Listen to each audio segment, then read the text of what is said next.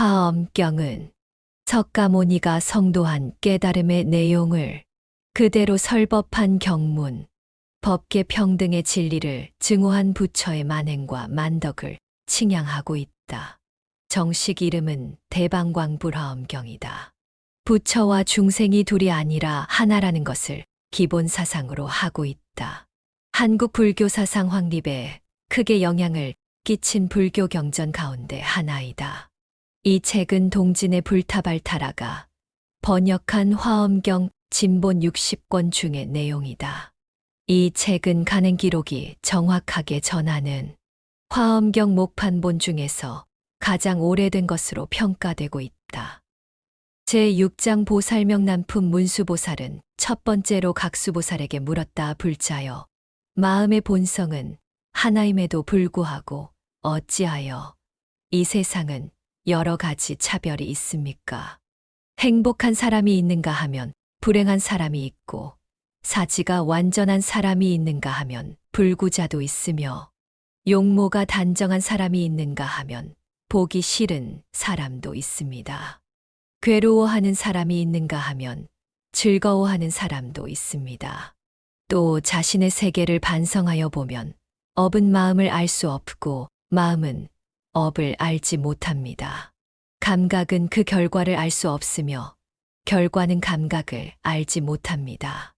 마음은 감각을 알지 못하며 감각은 마음을 알지 못합니다. 이는 연을 알지 못하며 연은 인을 알지 못합니다. 이에 대하여 각수보살은 다음과 같이 대답하였다. 중생을 교화하기 위하여 그대는 이 문제를 잘 물어주었습니다. 나는 세계가 있는 그대로의 모습을 설하고자 합니다. 잘 듣도록 하십시오. 모든 것은 자성을 갖지 아니합니다. 그것이 무엇인가 묻는다 하여도 체득할 수가 없습니다. 따라서 어떠한 것이라도 서로 알고 있지 않습니다.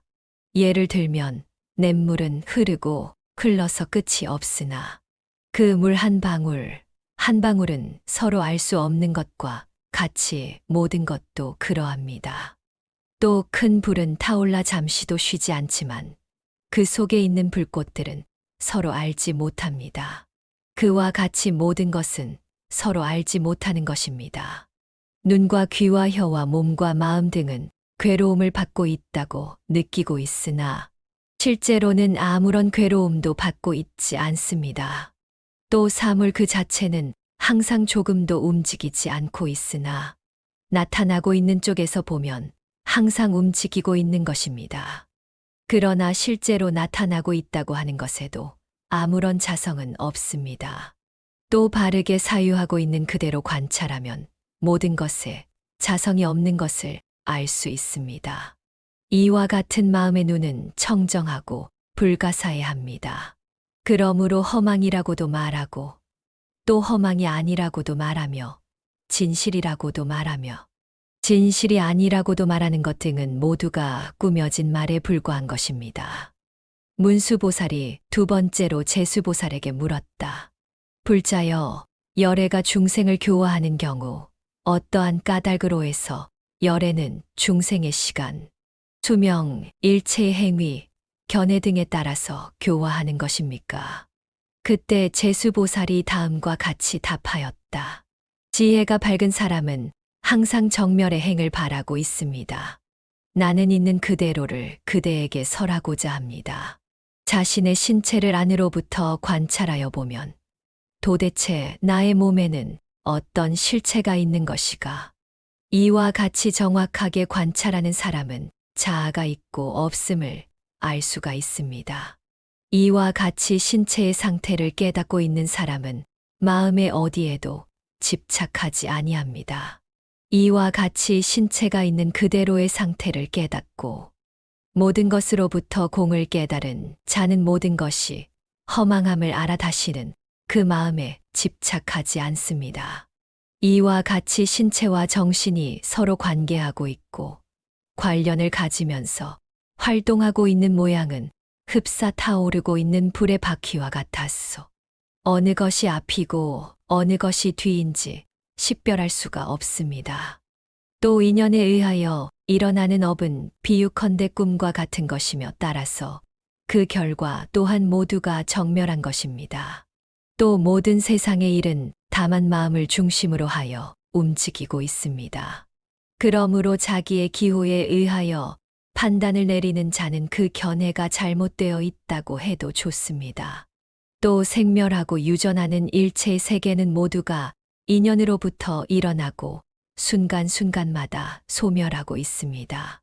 지혜 있는 자는 존재하는 모든 것은 무상하며 빠르게 변해가며 공공하여 진실한 자기즈원은 없다고 관찰하여 집착하는 마음을 떠납니다. 문수보살은 세 번째로 보수보살에게 물었다. 불자여, 중생의 몸은 모두가 흙, 물, 불, 바람의 네 가지 원소로 이루어져 있습니다. 따라서 그 안에 진정한 나라고 하는 실체는 없습니다. 또 모든 사물의 본성은 선도 아니고 악도 아닙니다. 그럼에도 불구하고 어떠한 까닭으로 중생에게는 괴로움과 즐거움이 있고 선과 악이 있으며 모습이 단정한 자와 추악한 자가 있습니다. 그때 보수보살은 다음과 같이 답하였다. 저마다 행하는 업에 따라서 과보를 받고 있는 것이며 그 행하는 실체는 존재하지 않습니다. 이것이 모든 부처님께서 설하신 가르침입니다. 예를 들면 밝은 거울에 비치고 있는 영상이 여러 가지이듯이 업의 본성도 그와 같습니다. 혹은 식물의 종자는 서로 알지 못하는 사이에 싹을 내는 것과 같이 업의 본성도 또한 그와 같습니다. 또 많은 새들이 저마다 다른 소리를 내는 것과 같이 업의 본성도 또한 그와 같습니다. 또 지옥에서 받는 괴로움은 밖에서 별도로 오는 것이 아닌 것과 같이 업의 본성도 또한 그와 같습니다. 문수보살은 네 번째로 덕수보살에게 물었다. 불자여, 부처님께서 깨달은 진리는 다만 하나입니다. 그럼에도 불구하고 어떠한 까닭으로 부처님은 무량한 법을 설하고 무량한 소리를 내며 무량한 몸을 나타내는 것입니까? 또 초인적인 힘에 의하여 나타나는 여러 가지 이변을 무량하게 보여서 무량한 중생을 교화하는 것입니까? 더욱이 법성 안에서 이와 같은 차별을 구한다면 얻을 수 없는 것이 아닙니까? 그때 덕수보살은 다음과 같이 답하였다. 불자여, 그대의 질문은 실로 의미가 깊습니다. 지혜 있는 사람이 이것을 깨닫는다면 항상 부처님의 공덕을 구할 수 있을 것입니다. 예를 들면 대지의 본성은 하나이면서도 모든 중생을 저마다 안주시키고 있고 그러면서도 대지 자신은 아무런 분별도 하지 않습니다. 모든 부처님의 법도 또한 이와 같습니다. 또 불의 본성은 하나이면서도 모든 것을 태워 없애지만 불 자신에게는 아무런 분별도 없는 것과 같이 모든 부처님의 법도 또한 그와 같습니다. 또 큰 바다에는 무수한 강물이 흘러 들어가고 있지만 그 맛에서는 조금도 변함이 없는 것과 같이 모든 부처님의 법도 또한 그와 같습니다. 또 바람의 본성은 하나이면서도 일체의 것을 날려보냅니다. 그러나 바람 그 자체에는 아무런 변함이 없는 것과 같이 모든 부처님의 법도 또한 그와 같습니다. 또 태양은 시방의 모든 것을 비추지만 그 빛의 차별은 없습니다. 이와 같이 모든 부처님의 법 또한 차별이 없습니다. 또 하늘의 밝은 달은 모든 사람이 똑같이 우러러봅니다. 하지만 달은 어느 한 사람에게 마음을 두지 않는 것과 같이 모든 부처님의 법도 그러합니다. 다섯 번째로 문수보살은 목수보살에게 물었다. 불자여, 열애의 복전은 하나인데 어찌하여 중생이 받는 과보는 각기 다릅니까? 중생에게는 모습이 아름다운 자도 있고 추한 자도 있으며 귀한 자도 있고 천한 자도 있고 부자도 있고 가난한 자도 있고 지혜가 많은 자가 있는가 하면 적은 자도 있습니다. 그러나 열애는 평등하여 친하고 친하지 않음의 분별이 없습니다. 어째서입니까? 그때 목수보살은 다음과 같이 답하였다.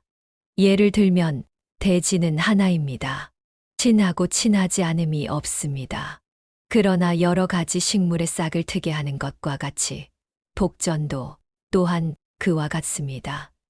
똑같은 물이지만 그릇에 따라서 그 모양이 달라지는 것과 같이 모든 부처님의 복전도 중생에 의하여 달라집니다. 또 변제천이 사람을 즐겁게 하는 것과 같이 모든 부처님의 복전도 또한 중생을 즐겁게 합니다.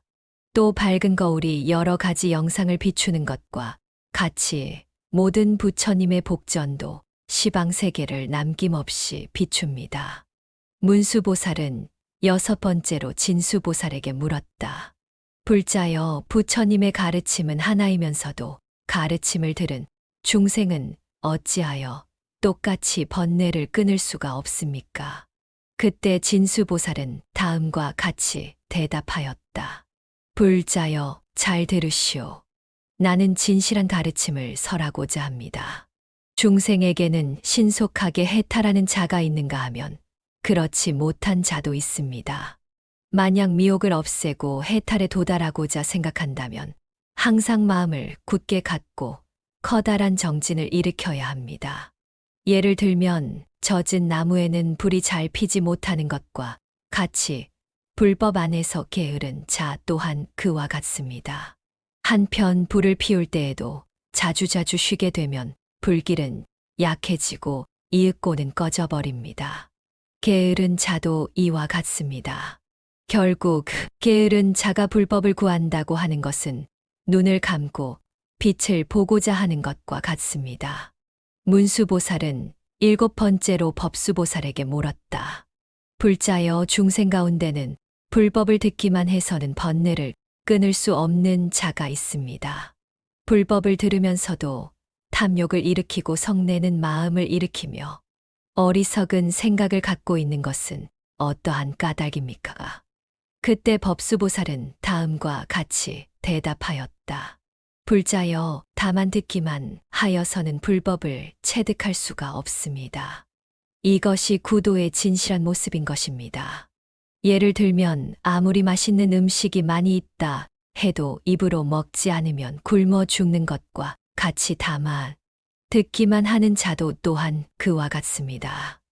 또 온갖 약을 알고 있는 훌륭한 의사일지라도 스스로의 병은 고치지 못하는 것과 같이 다만 듣기만 하는 자도 또한 그와 같습니다.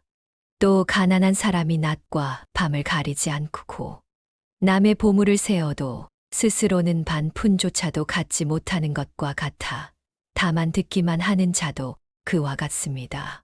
또 장님이 그림을 그려서 남에게 보여준다 해도 스스로는 볼 수 없는 것과 같이 다만 듣기만 하는 자도 그와 같습니다.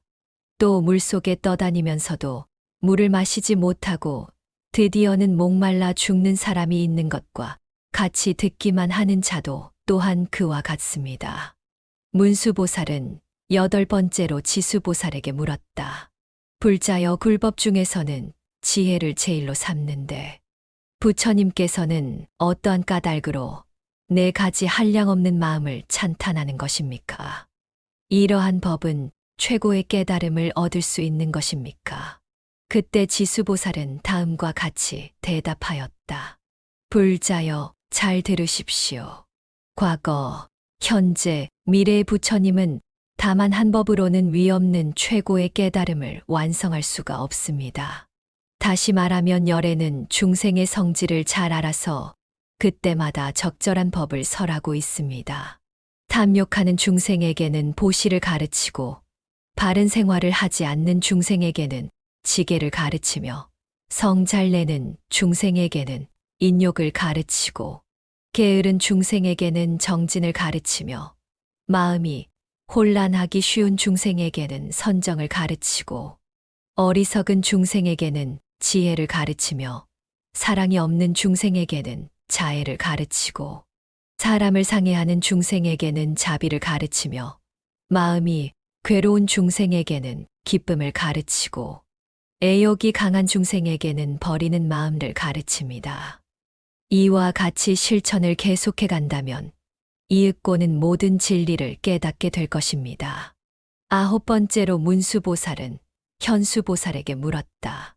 불자여, 모든 부처님은 다만 일승에 의하여 생사를 초월하고 있습니다. 그럼에도 불구하고 일체의 모든 불국토를 관찰하여 보면 사정이 각각 다릅니다. 즉 세계, 중생 설법, 초월 수명, 광명, 실력 등 모든 조건이 같지 않습니다. 그렇다면 모두 불법을 갖추지 않고서는 최고의 깨달음을 완성할 수 없는 것이 아닙니까? 그때 현수보살은 다음과 같이 대답하였다. 문수보살이여, 불법은 변하지 않는 가르침입니다. 오직 한 법일 뿐입니다. 모든 부처님은 한 길에 의하여 생사를 초월하고 있습니다. 모든 부처님의 몸은 다만 하나의 법신이며 또 그 마음이나 지혜도 일심이며 하나의 지혜입니다. 그러나 중생이 최고의 깨달음을 구하는 방법에 따라서 설법과 교화도 달라집니다. 또 모든 부처님의 국토는 평등하게 장엄되어 있지만 중생들이 쌓아온 업은 각기 다르기 때문에 눈에 비치는 것도 같지 않습니다. 부처님의 힘은 자유자재하기 때문에 중생의 수겁이나 과보에 따라서 진실한 세계를 나타내는 것입니다. 10번째로 모든 보살들은 문수보살을 향하여 물었다. 불자여, 우리들이 알고 있는 것을 저마다 설하였습니다. 아무쪼록 다음에는 그대가 그 깊은 지혜에 의하여 부처님의 경계를 설하여 주십시오. 부처님의 세계라고 하는 것은 어떤 것이며 또 그 원인은 어떤 것이며 어떻게 하면 거기에 들어갈 수 있습니까? 또 어떻게 하면 그 세계를 알 수 있는지 가르쳐 주십시오. 그때 문수보살은 다음과 같이 대답하였다. 열애의 깊은 세계는 흡사 허공과 같이 광대합니다. 설사 중생이 거기에 들어간다 해도 진실로는 들어가지 못하는 것과 같습니다. 세계의 원인은 오직 부처님만이 알고 있으며 가령 부처님이 헤아릴 수 없는 오랜 세월을 설법하신다고 해도 그 모든 것을 다 설할 수는 없을 것입니다. 부처님께서 중생을 해탈시키고자 할 때에는 중생의 마음이나 지혜에 따라서 불법을 설하십니다. 그리고 아무리 설하여도 불법은 다하지 않습니다. 이와 같이 부처님은 중생의 능력에 따라서 자유자재하게 설하여 무수한 중생의 세계에 들어가시지만 부처님의 지혜는 항상 맑고 고요합니다. 이것은 오직 부처님만의 세계인 것입니다. 부처님의 지혜는 과거, 현재, 미래에 걸림이 없으며 그 세계는 마치 허공과 같습니다. 부처님의 세계는 업도 아니고 번뇌도 아니며 정멸도 아닙니다. 또 의지할 곳도 없습니다. 그러나 평등하게 중생의 세계에서 활동하고 있습니다. 일체 중생의 마음은 과거, 현재, 미래 안에 있고 부처님은 단 한 생각만으로 중생의 마음을 낱낱이 분명하게 압니다. 문수보살이 이와 같이 설했을 때 부처님의 신통력에 의하여 이 사바세계에 있는 모든 중생의 수겁과 신체, 능력, 지계 등의 각기 다른 상태가 나타났다. 이와 마찬가지로 시방의 무량무수한 세계에 있는 중생의 차별도 분명하게 나타났다. 제7장 정행품 그때 지수보살이 문수보살을 향하여 말하였다. 불자여, 보살은 어떻게 하면 청정해지며 사물의 영향을 받지 않는 청정한 몸과 말뜻의 삼업을 얻을 수 있습니까? 또 보살은 어떻게 하면 지혜를 완성하고 두려움을 모르는 믿음을 가져 구도의 결의를 굳게 할 수가 있습니까? 또 보살의 가장 뛰어난 지혜와 불가사의, 불가칭, 불가설의 지혜라고 하는 것은 어떠한 것입니까? 보살은 어떻게 하면 방편의 힘과 선정의 힘을 갖출 수 있습니까? 보살은 어떻게 하면 연기의 이법을 깨닫고 또 공의 삼매와 모양이 없는 삼매를 행할 수가 있습니까? 보살은 어떻게 하면 지혜를 완전하게 하는 6가지 수행과 모든 중생에게 은혜를 베풀고자 하는 4가지의 한량없는 마음을 성취할 수 있습니까? 보살은 어떻게 하면 모든 천왕, 용왕, 귀신왕, 범천왕 등에 의해서 수호되고 또 공경을 받을 수 있게 됩니까? 보살은 어떻게 하면 중생을 위한 안락의 집이 되고 구호하는 손이 되며 등불이 되고 교화하는 손이 될 수 있습니까?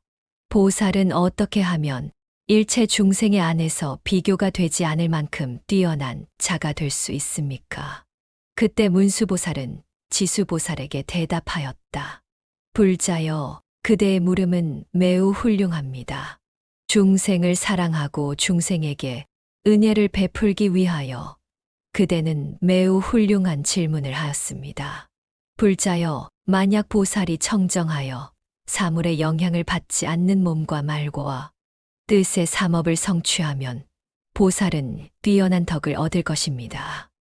그때 보살은 부처님의 바른 가르침과 마음이 일치할 것이며 부처님께서 가르친 최고의 깨달음을 스스로 나타낼 수 있으며 중생을 버리지 않고 분명하게 모든 사물의 실상에 도달하여 모든 악을 없애고 모든 선을 갖추어 일체의 모든 사물에 자유자재하게 될 것입니다. 불자여, 보살이 청정하여 사물의 영향을 받지 않는 몸과 말과 뜻의 삼업을 성취하여 모든 것에 뛰어난 덕을 얻는다고 하는 것은 무엇인가 하면 다음과 같습니다. 보살은 마땅히 이렇게 원을 세워야 합니다. 즉, 보살이 집에 있을 때에는 집에서의 온갖 고난을 버리고 인연의 공함을 체득해야 합니다. 부모를 섬길 때에는 양친께서 커다란 안심을 얻을 수 있게 해야 합니다. 처자와 권속이 모였을 때는 원수든 아니든 모두 평등하게 대하며 애욕의 탐착으로부터 떠나야 합니다. 5가지 욕망을 만났을 때에도 탐욕과 미혹을 버리고 덕이 갖추어지도록 해야 합니다. 음악이나 춤을 감상할 때는 최고의 진리에 접한 기쁨을 얻어 모든 것은 환상과 같은 것이라고 깨달아야 합니다. 침실에 있을 때에는 애욕을 떠나서 맑은 경지에 나아가야 합니다. 아름다운 옷을 입을 때에는 거기에 집착하는 마음을 버리고 진실한 세계에 이르도록 해야 합니다. 높은 것에 올랐을 때에는 불법의 높은 곳에 오른다고 하는 생각으로서 모든 것을 보아야 합니다. 타인에게 보시할 때에는 모든 집착을 버리고 밝은 마음으로 보시를 하고 법회에 참석하였을 때에는 깨달음을 성취하며 모든 부처님의 법회가 되도록 노력해야 합니다. 또 재난을 만났을 때는 자유자재하게 마음을 작용하여 그 재난이 마음에 장애가 되지 않도록 해야 합니다. 보살이 신심을 일으켜 집을 버릴 때에는 일체의 세상 일을 버리고 집착하지 않게 해야 합니다. 승방에 있을 때에는 모든 출가자가 서로 화합하여 마음에 거리가 없어야 합니다. 출가할 때에는 일단 얻은 공덕을 다시는 잃지 않는 경지를 목표하고 마음에 장애가 없도록 해야 합니다. 속복을 버릴 때에는 오로지 부처님의 가르침을 찾아 덕을 닦되 게으르지 않아야 합니다. 삭발할 때에는 번뇌도 함께 깎아버리고 깨달음의 세계에 도달하도록 노력해야 합니다.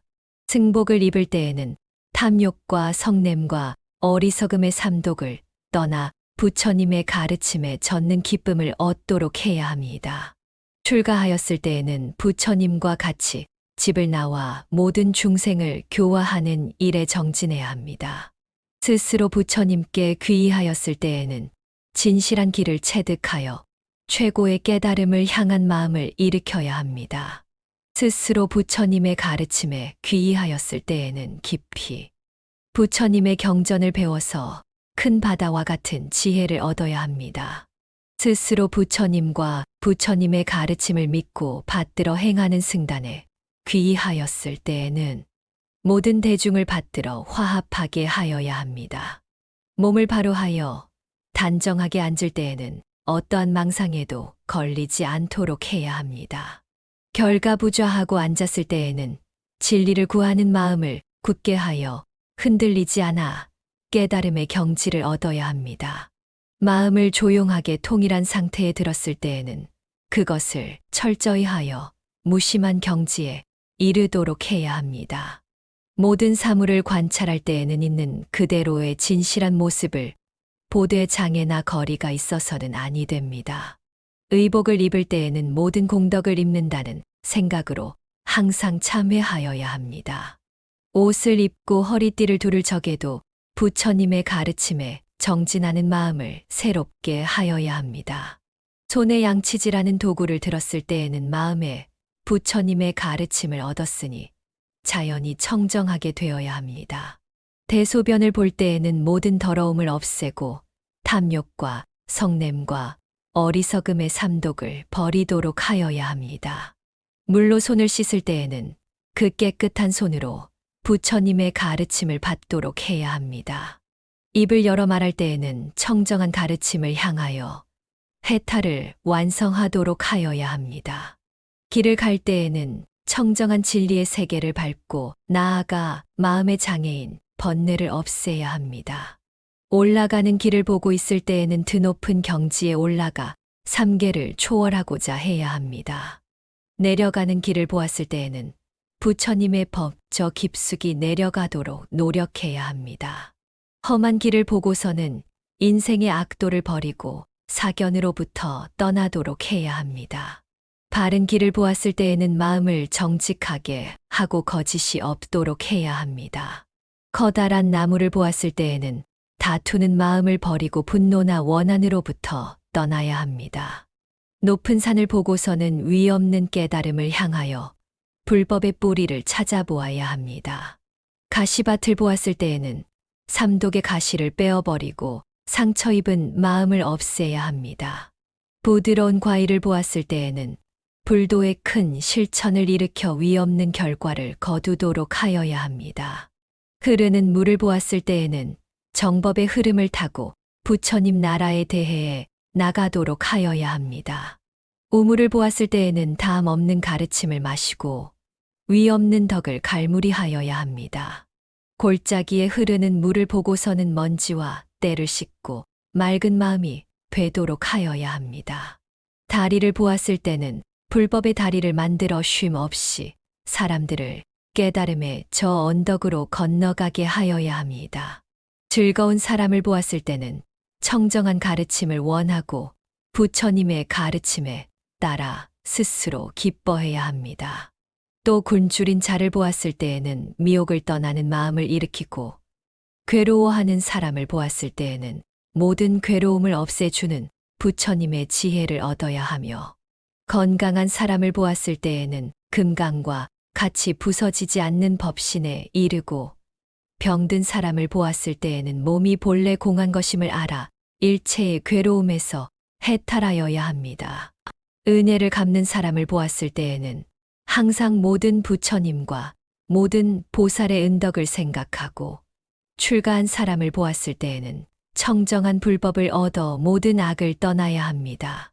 고행을 하는 사람을 보았을 때에는 몸과 마음을 굳게 갖고 불도에 정진하여야 합니다. 밥을 얻었을 때는 밥을 먹고 얻은 그 힘으로 부처님의 가르침의 뜻을 두고 정진해야 하며 밥을 얻지 못하였을 때에도 모든 악행으로부터 벗어나야 합니다. 맛있는 음식을 얻었을 때에는 절도를 지키고 욕심을 줄이고 그에 집착하는 것을 끊어야 합니다. 맛없는 음식을 얻었을 때에는 모든 것은 허공과 같이 무상하다고 하는 삼매에 사무쳐야 합니다. 음식을 삼킬 때에는 선정의 기쁨을 삼킨다는 마음을 갖고 음식을 먹은 다음에는 공덕이 몸에 충만하여 부처님의 지혜를 완성하도록 해야 합니다. 열애를 보았을 때에는 모두가 부처님 눈을 얻고 열애의 실상을 볼 수 있어야 하며 열애의 실상을 보았을 때에는 모든 시방을 보더라도 단정하기가 부처님과 같아야 합니다. 저녁에 잠자리에 들었을 때에는 모든 번거로움을 그치고 마음의 혼란을 떠나야 하며 아침에 눈을 떴을 때에는 모든 마음을 기울여 시방을 되돌아보아야 합니다. 모든 부처님의 광명으로서 삼매에 들고 큰 바다의 물로서 삼매에서 일어서며 큰 바다의 물로서 삼매에 들고 허공으로서 삼매로부터 일어섭니다. 이같이 무량한 공덕이 있는 사람은 그 삼매가 자유자재하여 불가사의합니다. 설사 시방의 모든 열애가 그 삼매를 설한다 하여도 모두 설할 수는 없을 것입니다. 일체의 모든 부처님이 이를 찬탄하며 중생의 과거는 불가사의하다고 합니다. 제8장 현수보살품 문수보살은 불법의 깊은 의미를 체득하고 있는 현수보살에게 물었다. 불자여, 나는 이미 보살의 청정한 행에 관해서 설하였습니다. 바라옵건대 그대는 보살의 광대무변한 공덕의 의미를 설하여 주시옵소서. 현수보살이 대답하였다. 불자여, 잘 들으시오. 보살의 공덕은 광대무변하여 헤아릴 수 없습니다. 나는 자신의 힘에 의하여 그 중 일부의 공덕을 설하고자 합니다. 내가 설하는 것은 마치 큰 바다 속의 한 방울 물에 지나지 않습니다. 처음 깨달음을 구하는 마음을 낸 보살은 오로지 꾸준하게 깨달음을 구하여 동요하지 않습니다. 만약 그 일념의 공덕을 열애가 설한다 해도 그 일념의 공덕을 설하여 마칠 수는 없습니다. 하물며 보살이 여러 가지 행을 닦은 공덕에 대해서 다 말할 수는 없습니다. 모든 세계의 모든 부처님이 설한다고 하여도 다 설할 수는 없습니다. 지금 나는 공덕의 일부를 설하지만 그것은 마치 새가 허공을 품는 것과 같고 또 대지의 한 티끌과 같습니다. 보살이 깨달음을 구하는 마음을 일으킬 때에는 다음과 같은 여러 가지 이유가 있습니다.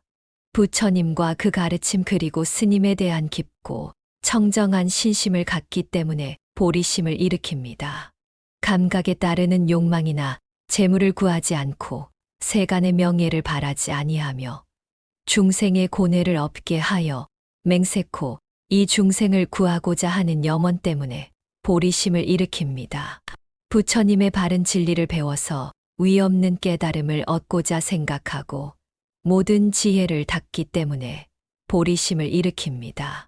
깊고 청정한 신심은 견고하여 부서지는 일이 없습니다. 모든 부처님을 공경하고 정법과 스님을 존경하기 때문에 보리심을 일으킵니다. 신심은 불도의 근본으로서 모든 공덕의 어머니입니다. 그것은 모든 선법산파를 증진하여 모든 의욕을 없애고 위없는 불도를 열어줍니다. 신심은 때가 없고 흐리지 않으며 성내는 마음을 없애고 근신하는 근본입니다. 신심은 최고의 보배 창고이며 청정한 손이 되어 온갖 행을 받아들입니다. 신심은 모든 집착을 떠나고 깊고 오묘한 불법을 깨달으며 모든 선을 행하고 드디어는 반드시 부처님의 나라에 이를 것입니다. 신심의 힘은 견고하여 부서지는 일이 없습니다. 모든 악을 영구히 제거하고 일체의 마경을 넘어서 위없는 해탈의 길을 얻을 수 있습니다. 만약 진실한 불법을 믿는다면 항상 그것을 듣고자 원하며 권태를 느끼는 일이 없을 것입니다. 만약 권태를 느끼는 일이 없다면 마침내는 불가사의한 불법을 깨달을 것입니다. 만약 신심이 견고하여 동요하는 일이 없으면 몸과 마음이 함께 밝고 모든 것이 청정하게 될 것입니다. 모든 것이 청정하게 되면 모든 악우를 떠나서 선우와 가까이 지낼 것입니다. 선우와 가까이 하면 헤아릴 수 없는 많은 공덕을 닦을 것입니다. 공덕을 닦으면 온갖 인과를 배우고 그 도리를 깨달을 것입니다. 그 도리를 깨달으면 일체의 모든 부처님이 지켜주며 위없는 깨달음을 향한 마음을 일으킬 것입니다.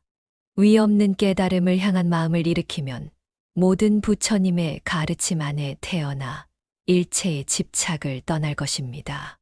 일체의 집착을 떠날 수 있으면 깊고 청정한 마음을 얻을 수 있으며 모든 보살행을 실천하고 대승의 법을 갖추게 될 것입니다.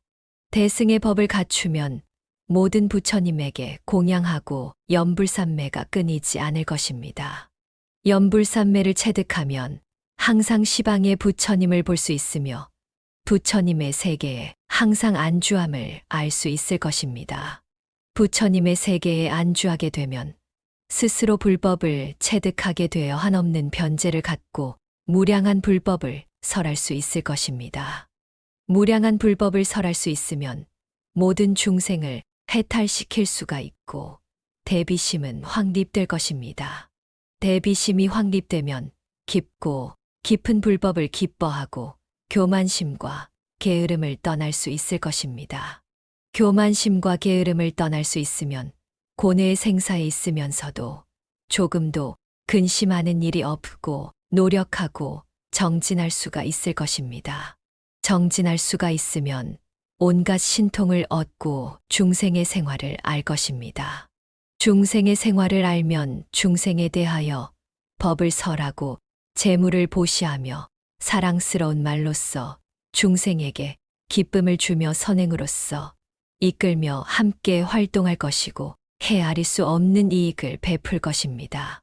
헤아릴 수 없는 이익을 베풀게 되면 스스로는 위없는 진리에 안주하고 악마로 인하여 정복되는 일은 없을 것입니다. 악마로 인하여 정복되는 일이 없으면 부동지에 도달하여 불생불멸의 진리를 체득할 수 있을 것입니다. 불생불멸의 진리를 체득하면 이윽고 성불하는 것이 약속되고 모든 부처님의 깊은 가르침을 깨닫고 모든 부처님이 항상 지켜줄 것입니다.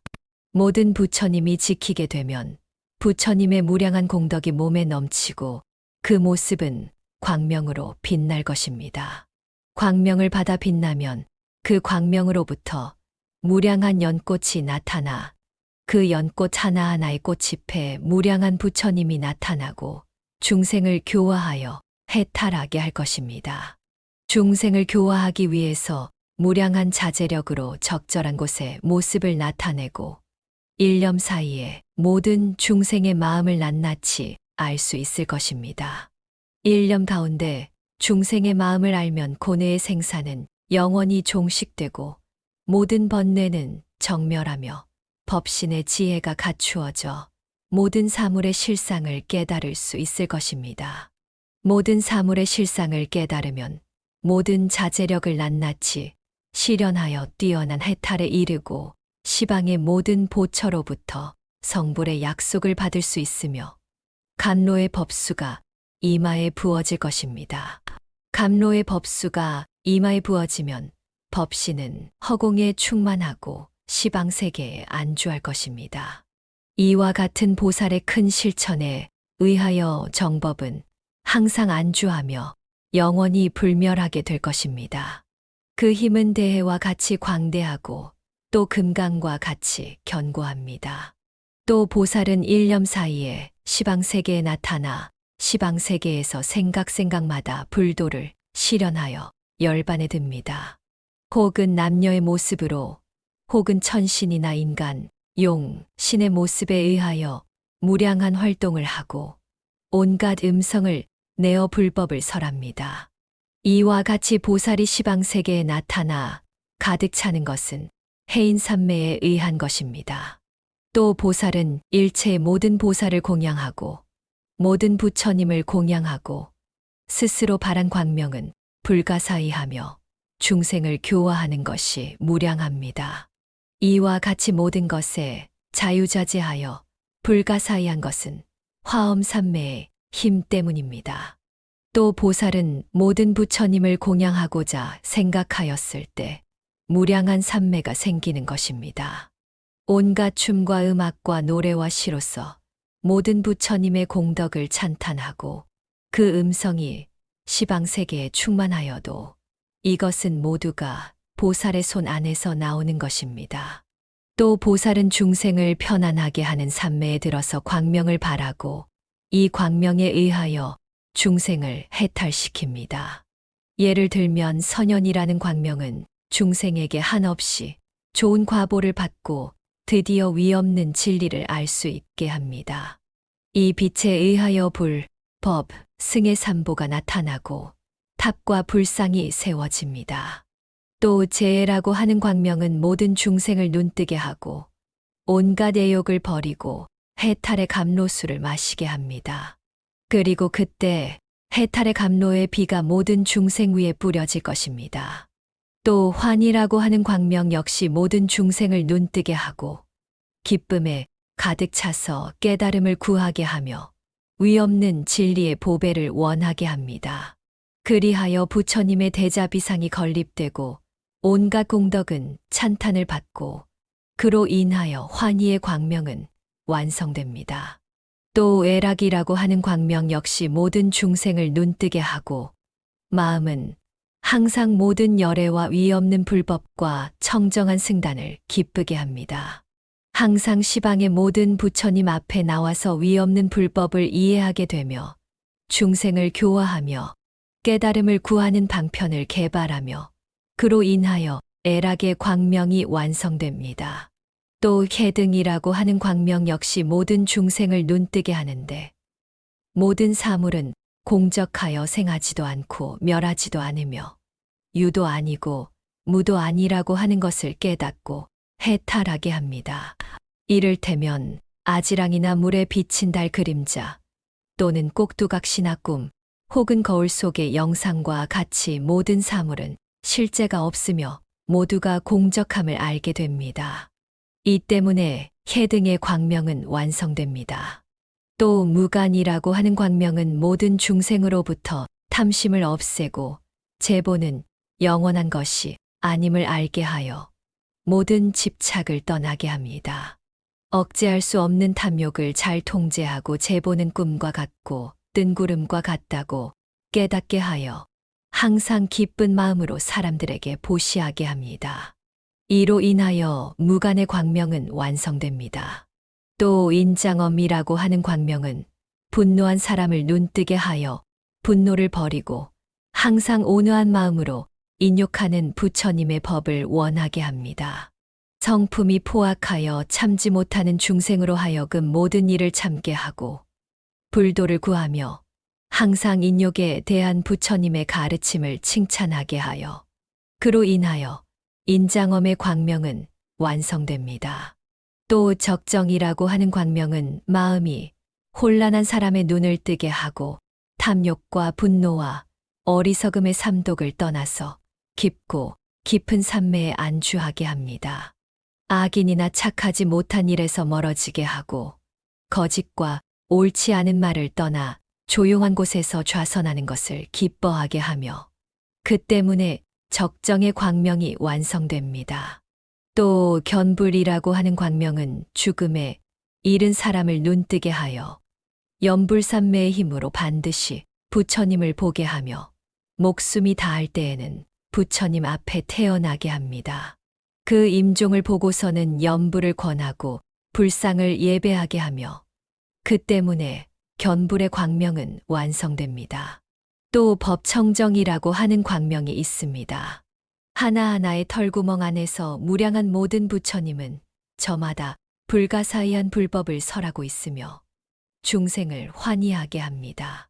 즉 인연에 의하여 생기는 것은 실체가 아니며 열애의 법신 또한 무상한 신체가 아닌 부동으로서 영원하며 그 영원함은 마치 허공과 같다고 설합니다. 이 때문에 법청정의 광명이 완성됩니다. 이와 같은 광명은 저마다 무량하고 무변하며 또 그 수는 헤아릴 수 없습니다. 낱낱이 보살의 털구멍에서 나왔고 하나하나의 털구멍에서 나온 광명은 무변무량하며 그 수는 헤아릴 수가 없습니다. 모든 털구멍에서 나온 광명도 또한 이와 같습니다.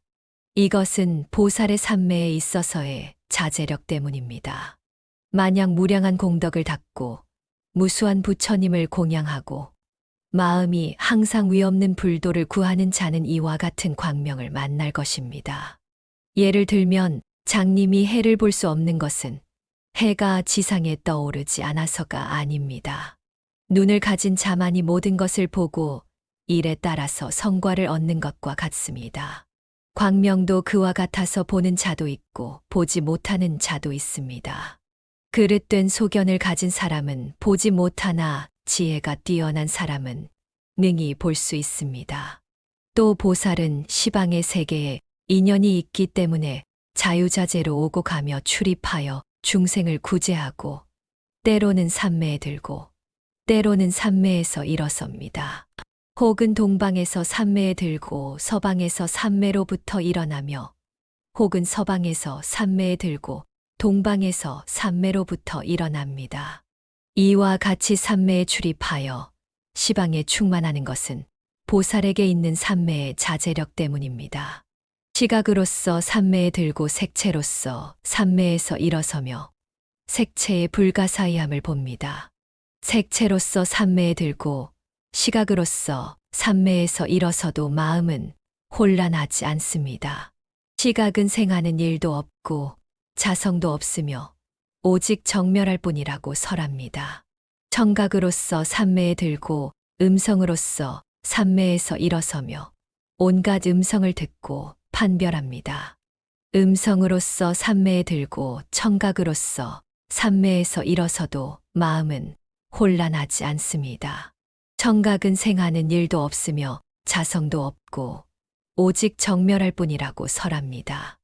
이와 같이 취각, 미각, 촉각에 대해서도 마찬가지입니다. 마음으로서 삼매에 들고 대상으로서 삼매에서 일어서며 온갖 대상을 식별합니다. 대상으로서 삼매에 들고 마음으로서 삼매에서 일어서도 마음은 생하는 일도 없고 자성도 없으며 오직 정멸하다고 설합니다. 소년의 몸으로 삼매에 들고 장년의 몸으로 삼매에서 일어서며 장년의 몸으로 삼매에 들고 노년의 몸으로 삼매에서 일어섭니다.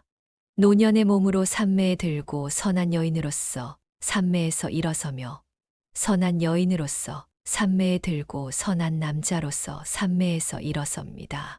선한 남자로서 삼매에 들고 비구니의 몸으로서 삼매에서 일어섭니다. 비구니의 몸으로 삼매에 들고 비구의 몸을 가지고 삼매에서 일어섭니다.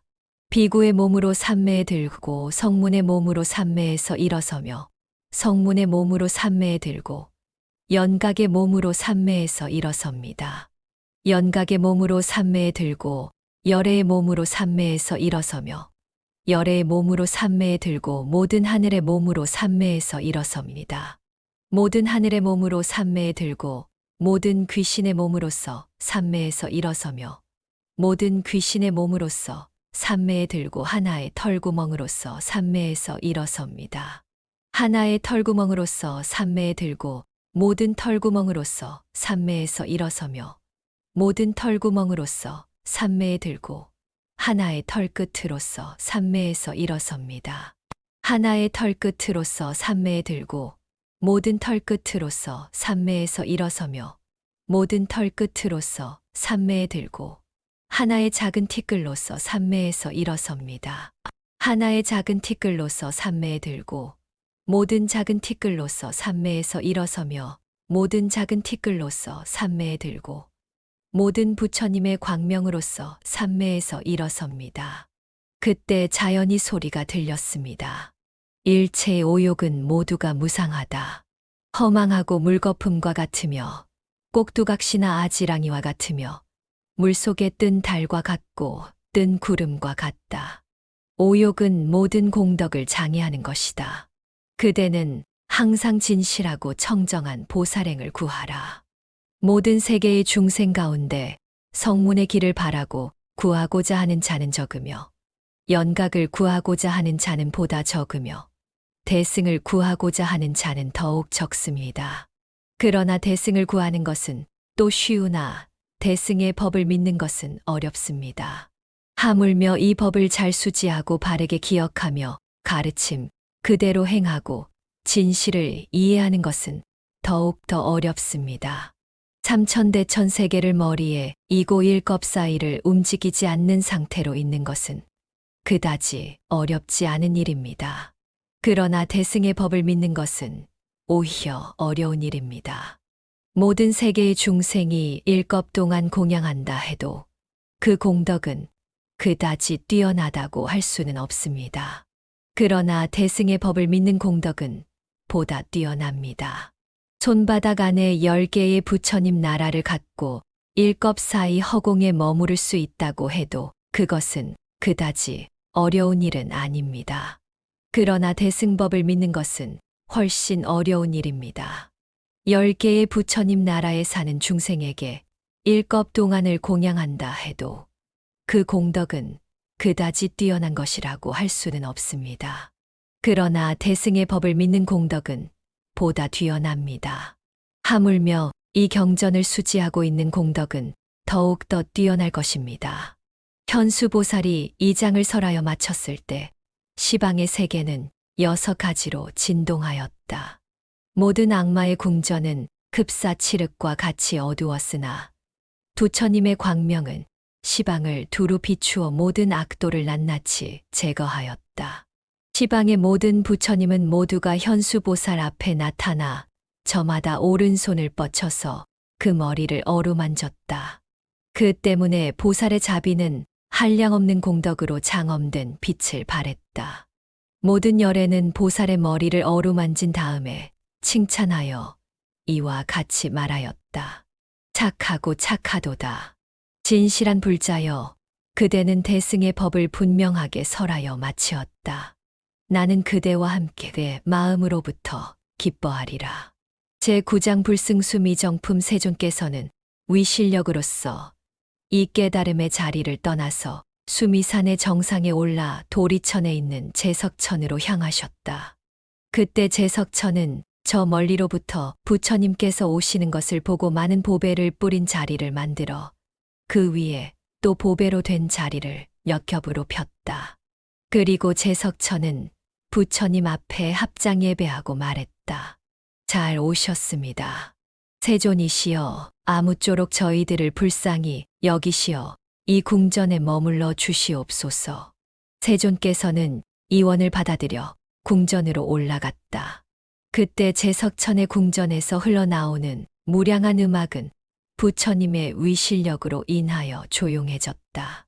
제석천은 과거세에 부처님을 모시고 진리를 지키는 구도자의 고행을 닦던 일을 생각해내고 다음과 같이 말하였다. 가섭불은 대자비를 갖추어 복덕이 원만합니다. 그 부처님은 전에 여기에 오신 적이 있었습니다. 그 때문에 이 땅은 보다 더 축복되었습니다. 구나한 모니불의 지혜는 장애가 없고 복덕이 원만합니다. 그 부처님도 전에 이곳에 오셨습니다. 때문에 이 땅은 보다 더 축복되고 있습니다. 구류손불의 몸은 흡사 황금의 산과 같고 복덕이 원만합니다. 그 부처님도 전에 이곳에 오신 일이 있었습니다. 그 때문에 이 땅은 보다 축복되고 있습니다. 비사부불은 탐욕과 분노와 우치의 삼독을 떠나서 복덕이 원만합니다. 그 부처님도 전에 이곳에 오신 적이 있습니다. 때문에 이 땅은 보다 더 축복되고 있습니다. 시기불은 항상 적연하고 복덕이 원만합니다. 그 부처님도 전에 이곳에 오신 일이 있습니다. 때문에 이 땅은 더 축복되고 있습니다. 비바시불은 흡사보름달과 같으며 복덕이 원만합니다. 그 부처님도 전에 이곳에 오신 적이 있습니다. 그 때문에 이 땅은 보다 더 축복되고 있습니다. 연등불은 세계를 밝게 비추며 복덕이 원만합니다. 그 부처님도 전에 이곳에 오신 적이 있습니다. 때문에 이 땅은 보다 더 축복되고 있습니다. 이와 같이 제석천은 부처님의 위실력을 받아서 과거의 모든 부처님의 공덕을 찬탄하였다. 10만의 제석천도 또한 저마다 전에 수행하였던 곳에 있는 과거세의 모든 부처님을 찬탄하였다. 그때 세존께서 사자좌에 올라 결가부좌하였다. 그러자 궁전은 곧 순식간에 넓혀지고 도리천도 같은 넓이가 되었다. 10만의 궁전도 또한 그와 같이 넓혀졌다. 제10장 보살운진묘 승전상설계품. 그때 시방세계에 있는 모든 보살들은 저마다 수많은 보살들을 이끌고 부처님을 찾아와 합장하고 예배하였다. 있었다. 이 세계의 정상 수미산 위에는 보살들이 운집하여 흡사 시방세계와 같았다. 그때 세존께서는 두 발의 발가락에서 아름답고 무수한 광명을 발하여 시방세계의 궁전을 비추었다. 그리하여 거기에 모인 보살들의 광명 속에 떠올랐다. 그때 법회보살은 부처님의 신통력을 받아서 시방세계를 남김없이 관찰하고 개송을 읊었다. 일체의 모든 부처님은 수미산 정상에 있는 제석천의 묘승전에 나타나셨습니다. 부처님을 받드는 이 무수한 보살들은 시방으로부터 찾아와 결가부좌하였습니다. 그리고 법회보살은 대중을 향하여 말하였다. 모든 보살들이여, 다음과 같이 알아야 합니다. 열애의 위실력에 의하여 모든 세계, 모든 사람 앞에 부처님이 계십니다. 지금 우리는 부처님께서 제석천의 묘승전에 앉아 계시는 것을 보고 있습니다. 시방세계의 묘승전도 또한 같습니다. 이는 한결같이 열애의 자제력에 의한 것입니다. 모든 세계 안에서 뜻을 세우고 최고의 깨달음을 구하는 자는 먼저 청정한 서원을 일으켜 보살행을 닦아야 합니다. 보살은 헤아릴 수 없는 긴 세월을 수행하고 가르침을 펴는 데에도 장애가 없으며 시방을 비추어 어리석음의 어두움을 제거하고 있으니 그 힘은 무엇에도 비교할 수가 없습니다. 또한 일체의 보살은 부처님의 신통력을 받아서 시방세계를 남김없이 관찰하고 다음과 같이 찬탄하였다. 헤아릴 수 없이 긴 세월 동안 항상 부처님을 배울 수 있기를 원하였습니다. 그러나 그 바른 가르침 안에서도 아직도 진실을 볼 수가 없습니다. 망상에 얽매이고 생사에 윤회하며 마음의 눈은 감겨서 부처님을 볼 수가 없습니다. 또 모든 사물을 관찰하지만 아직도 실상을 볼 수 없습니다. 일체의 모든 사물은 생멸하고 있다고 생각하여 그 관념에 얽매여 있습니다. 만약 일체의 사물은 생하는 일이 없고 멸하는 일도 없음을 깨달을 수가 있으면 모든 부처님은 항상 눈앞에 나타날 것입니다. 모든 사물은 본래가 집착도 없고 변하지 않는 주체가 있는 것도 아니며 공적하여 진실 그 자체까지도 없습니다. 모든 부처님은 본래 공하여 헤아려 알 수가 없습니다. 일체의 모든 사물을 헤아려 알 수가 없다고 깨닫는 자는 어떠한 번뇌 속에 있어서도 그 마음이 오염되지 않을 것입니다. 또한 공덕해 보살은 부처님의 신통력을 받아서 시방세계를 남김없이 관찰한 후 개송을 읊었다. 모든 것은 꼭두각시와 같이 허망하여 실체가 없습니다. 그럼에도 불구하고 사람들은 이에 집착하여 항상 생사에 윤회하고 있습니다. 8가지 바른 길을 알지 못하고 있습니다. 그러니 어떻게 하여 자기의 마음을 알 수 있겠습니까? 또한 도리의 어긋난 견해로 인하여 여러 가지 악을 만들고 있습니다. 사람들은 모든 것이 공함을 보지 못하고 항상 무량한 고뇌를 받고 있습니다. 그것은 부처님의 가르침에 대한 청정한 눈을 완성하지 못하고 있기 때문입니다. 만약 일체의 마음을 알고자 한다면 먼저 부처님의 가르침에 대한 눈을 구하여야 합니다. 그렇게 하면 진시한 부처님을 볼 수가 있을 것입니다. 만약 부처님을 보고서 자기의 마음에 집착하지 아니하면 모든 것의 진실을 깨달을 수가 있을 것입니다. 부처님은 실로 이 진실한 가르침으로 중생을 교화하십니다. 또한 선예보살은 부처님의 신통력을 받아 시방세계를 남김없이 관찰하고 개송을 읊었다. 훌륭하고 훌륭합니다. 한량없는 부처님들은 해심을 떠나 스스로 생사를 넘고 해탈하여 중생들도 눈을 뜨게 합니다. 세간의 모든 모습은 모두가 공하여 실체가 없습니다. 그럼에도 불구하고 미혹한 사람은 이것을 진실이라고 생각합니다. 실제로 모든 것에는 그 자체의 본성은 없으며 이 본성이 없는 것으로 성품을 삼아 그 성질이 마치 허공과 같습니다. 만약 이러한 모양을 설한다 하여도 설하여 다 마칠 수가 없습니다. 따라서 지혜 있는 자는 이것을 다함이 없다고 설하지만 그것 또한 다 설한 것이 되지는 않습니다. 이렇게 모든 것의 본성이 허공과 같아 다함이 없기 때문에 불가사의라고 할 수밖에 없습니다. 또한 진해보살은 부처님의 신통력을 입어 시방세계를 남김없이 관찰하고 개송을 읊었다. 헤아릴 수 없이 긴 세월 동안 모든 고뇌를 받고 생사 속에 유전하고 있는 것은 부처님의 이름을 듣지 못했기 때문입니다. 현재의 부처님은 인연에 의하여 생긴 것이 아닙니다. 과거, 미래의 부처님도 또한 그러합니다. 일체의 모든 것은 차별을 초월한 모습이라고 하는 것이 부처님의 참 성품입니다. 만약 이와 같이 모든 것의 깊은 뜻을 관찰하면 무량한 부처님의 영원불멸한 진실의 모습, 그 자체를 볼 수가 있을 것입니다.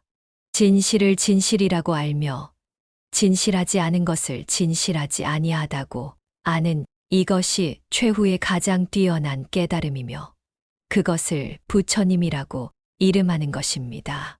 모든 부처님은 이와 같이 닦았으면서도 한 가지의 법도 얻지 아니하였습니다. 하나에 의하여 많음을 알고 많음에 의하여 하나를 압니다. 또 모든 것은 의지하는 곳이 없이 다만 인연에 의하여 일어납니다. 활동의 주체도 활동 그 자체도 함께 얻는 바가 없으며 이것을 구하여도 얻을 수는 없습니다. 이 얻을 수 없는 것이야말로 모든 부처님이 의지하는 곳입니다. 왜냐하면 모든 것에는 의지하는 바가 따로 없고 깨달은 이에게는 집착이 없기 때문입니다. 그 밖에 많은 보살이 부처님의 신통력을 받아 시방세계를 남김없이 관찰하고 개송을 읊었다.